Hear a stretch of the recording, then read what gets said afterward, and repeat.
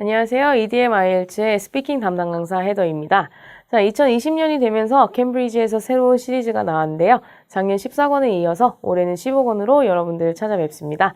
본격적인 강의에 앞서서 오리엔테이션을 통해서 여러분들께 어떤 식으로 실제 시험을 준비해야 되는지, 그리고 각각 스피킹 파트의 전략은 어떻게 되는지 알려드리도록 할게요.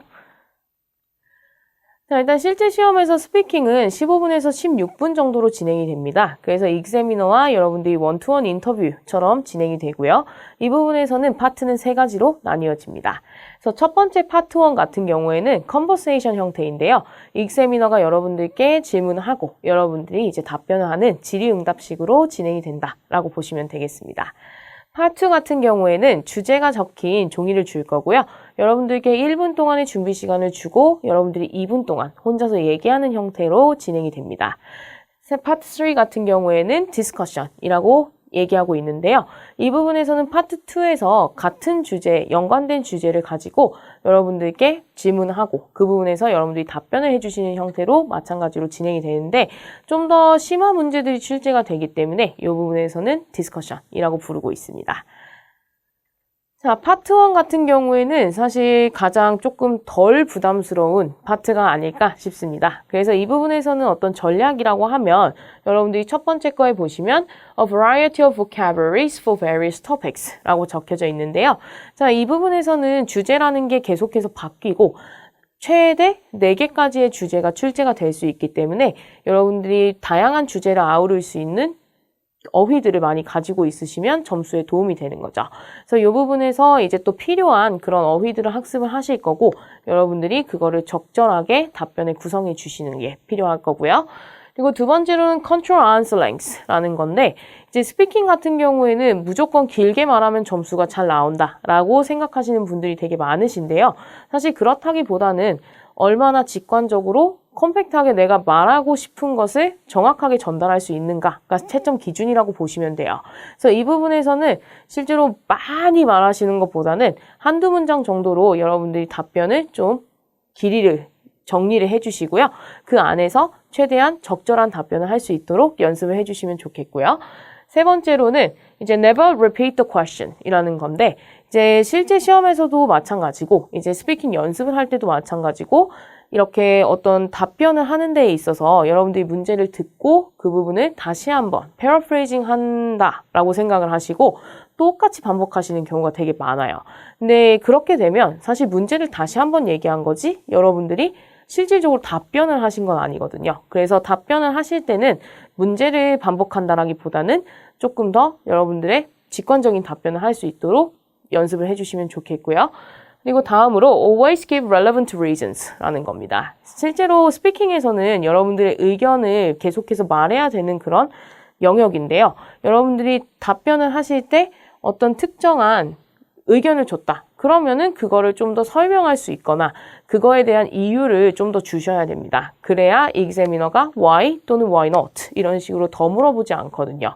그래서 여러분들이 답변을 준비하실 때 항상 어떤 이유를 댈지 한번 생각해 보시고 내가 어떻게 부가 설명을 할 수 있을까 이런 부분들을 생각해 주시면 좋겠습니다.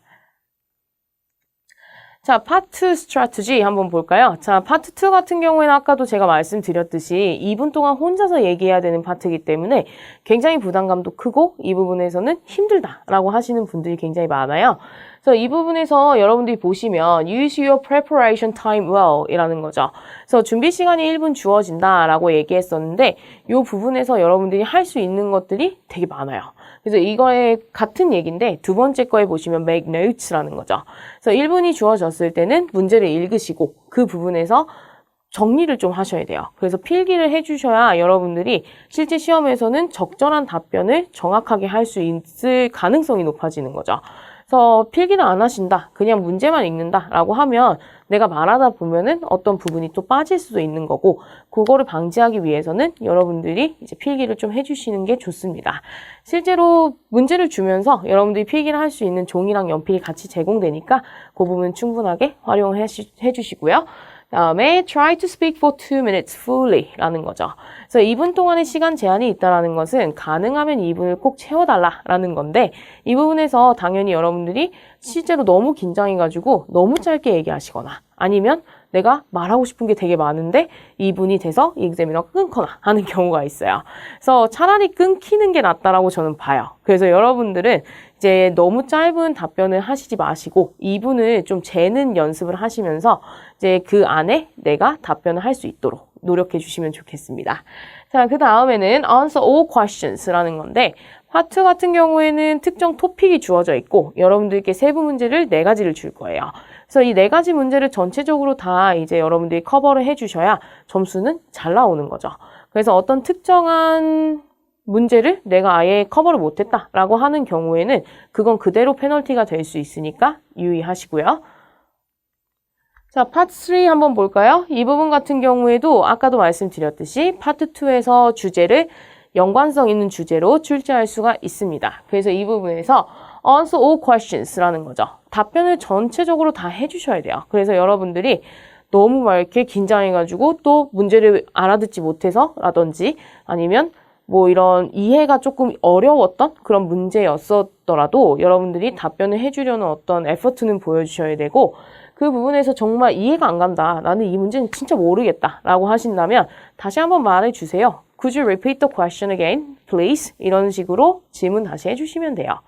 그리고 두 번째로는 control your answer length. 저희가 파트 1에서도 봤듯이 이 부분 같은 경우도 너무 길게 얘기하는 것은 그렇게 좋지 않을 수 있어요.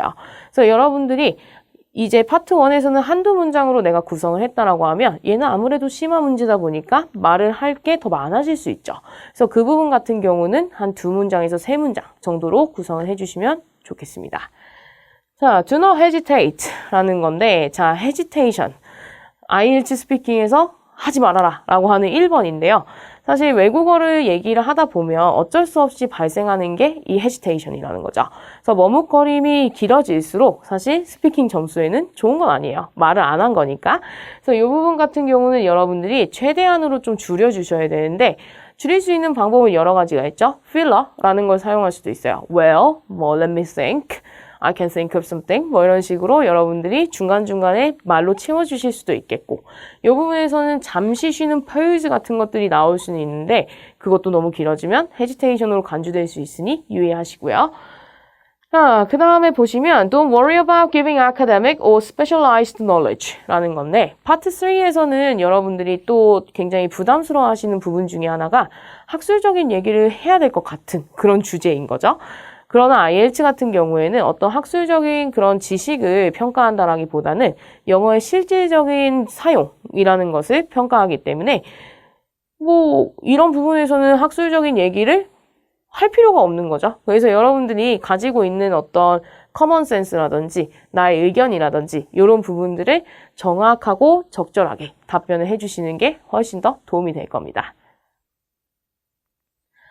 자, 그러면 for your IELTS speaking exam, you should 라는 거죠. 그래서 여러분들이 실제 시험을 위해서 어떤 것들을 해야 되느냐 한번 봅시다.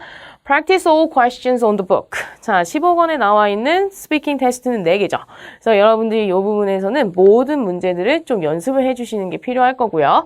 Try to reduce hesitation. 자, hesitation을 줄이는 방법은 아까도 말씀드렸지만 어떤 필러를 사용하는 방식도 있겠고 중간중간에 내가 말을 하기가 어렵다라고 하면 샘플 앤서를 읽어보는 방식도 있겠죠. 그래서 이런 식으로 여러분들이 조금씩 줄여나가는 연습을 해주셨으면 좋겠고요. 자, design your answers before speaking 이라는 거죠. 항상 스피킹에서는 제가 굉장히 중요하다고 생각하는 건 answer design인데 이 부분에서 답변 구성이라는 것은 여러분들이 답변이 논리적이다라고 보일 수 있게 만들어줍니다. 그래서 아무 말 대잔치 하는 것보다는 좀 더 논리적으로 말을 할 수 있도록 여러분들이 내가 이 문제를 받는다면 어떻게 구성할 것인가 이런 부분들 생각해 주셨으면 하고요. 자, 마지막으로 check grammar and reduce mistakes라는 거죠. 자, 스피킹 시험에서는 뭐 이렇게 일반 회화에서는 당연히 문법 이런 것들이 중요하진 않겠지만 얘는 시험이기 때문에 당연히 문법도 보고요. 그런 어떤 문법 실수 같은 게 얼마나 많이 발생하는지를 보게 됩니다. 뭐 학생분들마다 다르시겠지만 뭐 일반적으로 많이 실수가 나오는 부분들은 시제라든지 뭐 관사나 단복수 같은 것들 그리고 이 부분에서 또 grammar mistake라고 하면 어떤 word form, 품사 같은 것들이 되게 흔하게 보여지는 실수들이고요. 간혹 가다가 이제 발음 실수, 이런 것들이 또 발생하기 때문에 이런 부분에서는 여러분들이 실수를 최대한 줄여주시면서 연습을 충분하게 한 다음에 시험에 들어가시는 게 필요하겠죠. 자, 저는 오늘 오리엔테이션 강의는 여기까지고요. 다음 시간에 본격적인 강의로 찾아뵙겠습니다. 감사합니다.